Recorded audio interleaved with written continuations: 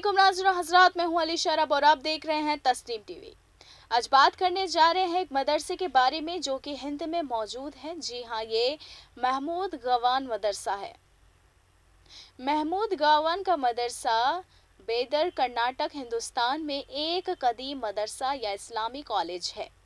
ये 1460 की दिहाई में तामीर किया गया था और ये सल्तनत के एक तहत हिंद इस्लामी फ़न तामीर के इलाकाई तर्ज के एक मिसाल भी बना हुआ है। तो आइए जानते हैं इस मदरसे के बारे में।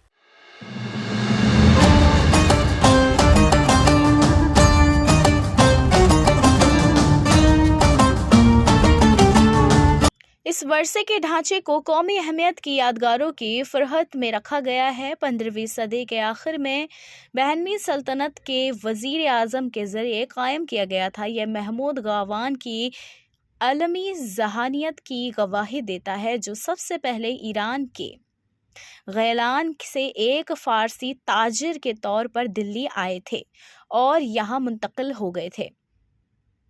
मुबीना तौर पर महमूद ने मदरसे को अपने पैसों से बनाया था और ये एक रिहायशी यूनिवर्सिटी की तरह काम करता था, जिसे खुरासान के मदरसे की तर्ज पर बनाया गया था और इसकी देखभाल की गई थी। अदारे की शानदार और वसी अरीज़ इमारत की तामीर जौहर और बदीर का एक अहम निशान समझा जाता है।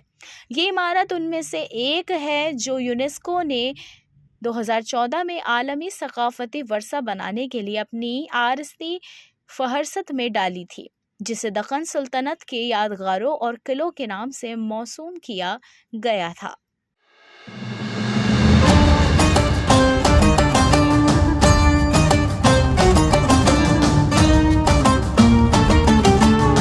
ये सतह समंदर से 2330 फीट बुलंदी पर सतह पर दक्कन पर वाक़ है।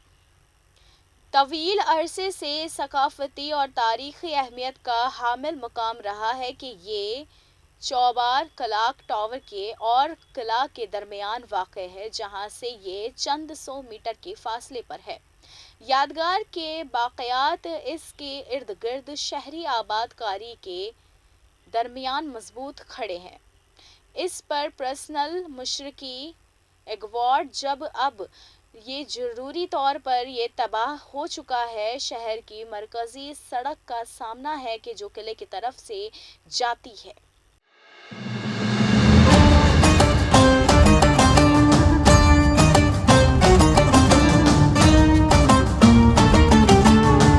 मदरसा काफ़ी अरसे से खस्ता हाल होने के बावजूद एक हैरत अंगेज़ इमारत है।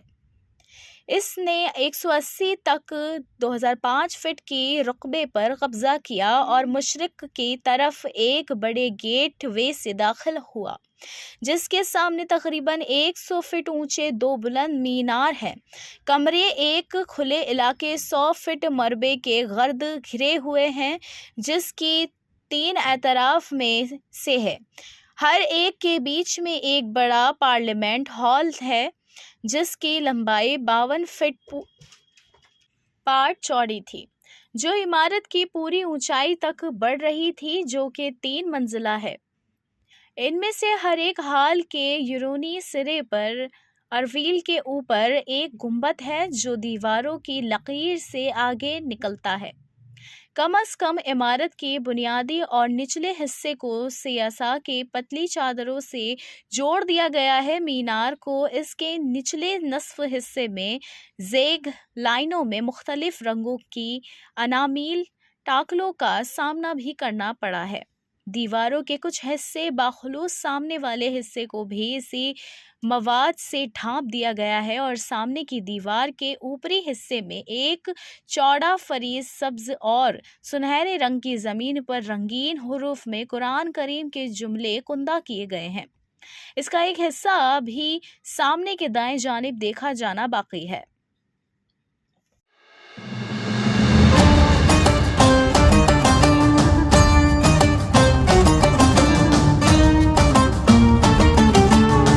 عمارت میں ایک اونچا تہہ خانہ ہے، لیکن نقطہ نظر کو آسان بنانے کے لیے اس کے سامنے 2 چھتیں بنائی گئی ہیں۔ مرکزی دروازہ غائب ہو گیا ہے، لیکن کھدائی کے درمیان اور کارفرش کھل گیا ہے۔ تو فی الحال اس قصے میں صرف اتنا ہی۔ اگلے حصے یعنی کہ حصہ نمبر 2 میں ہم جانیں گے اس کا بقایا پورا مکمل قصہ۔ تب تک کے لیے دیکھتے رہیے داستان ہند۔ اللہ حافظ۔